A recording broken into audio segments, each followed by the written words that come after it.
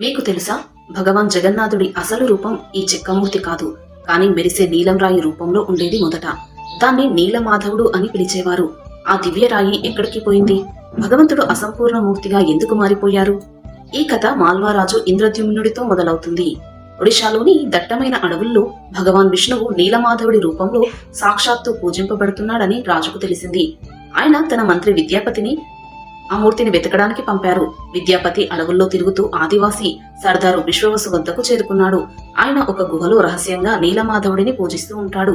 విద్యాపతి సర్దార్ కూతుర్ని పెళ్లి చేసుకుని తన మామ నుంచి ఆ గుహను చూడడానికి అనుమతిని తెచ్చుకున్నాడు. సర్దార్ ఒక షరతు పెట్టాడు, కళ్లకు గుడ్డ కట్టి తీసుకువెళ్తానని.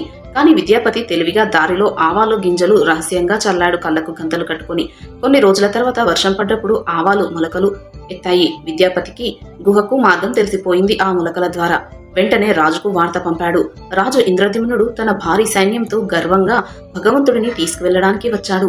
కానీ అక్కడికి చేరగానే నీలమాధవుడి మూర్తి ఎప్పటికీ అదృశ్యమైపోయింది.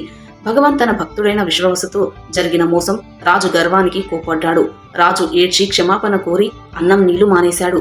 అప్పుడు ఆకాశవాణి వినిపించింది, నేను ఇక ఆ రాయి రూపంలో కనిపించను, సముద్ర తీరంలో ఒక చెక్క రూపంలో ఒడ్డుకు కొట్టుకు వస్తాను అని.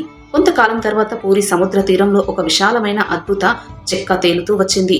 రాజుకు అర్థమైంది, ఇదే భగవాన్ కొత్త రూపమని. వెంటనే ఆ పవిత్ర చెక్కతో మూర్తిని చెక్కమని ఆదేశించాడు. కానీ సమస్య ఏమిటంటే అది సాధారణ చెక్క కాదు. రాజ్యంలోని గొప్ప శిల్పులు ఉలి సుత్తెలు వేసినా వాళ్ళ ఆయుధాలే పగిలిపోతున్నాయి. ఆ దివ్య చెక్కపై గీత కూడా పడడం లేదు. అప్పుడు స్వయంగా భగవాన్ విశ్వకర్మ ఒక ముసలి శిల్పి రూపంలో వచ్చాడు. నేను మూర్తిని చెక్కుతాను, కానీ ఒక షరతు, 21 రోజులు గది మూసి ఉండాలి. మధ్యలో తలుపు తెరిచారంటే నేను పని మానేసి వెళ్లిపోతాను. నేను ఆ రూంలోనే ఉంటాను అన్నాడు. ఆ షరతుకు రాజు అంగీకరించాడు.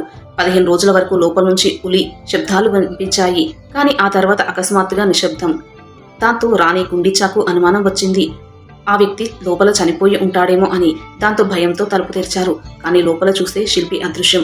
అక్కడ జగన్నాథుడు, బలభద్రుడు, సుభద్రాదేవి మూర్తులు అసంపూర్ణంగా ఉన్నాయి. దాన్ని చూసి రాజు చాలా బాధపడ్డాడు. కానీ అప్పుడు భగవాన్ సంకేతం ఇచ్చాడు, తాను ఇలాంటి అసంపూర్ణ రూపంలోనే భక్తులకు దర్శనమిస్తానని. అందుకే ఇప్పటికీ మనం భగవాన్ని ఆ అసంపూర్ణమైన కానీ అత్యంత ప్రేమగల రూపాన్ని పూజిస్తున్నాము.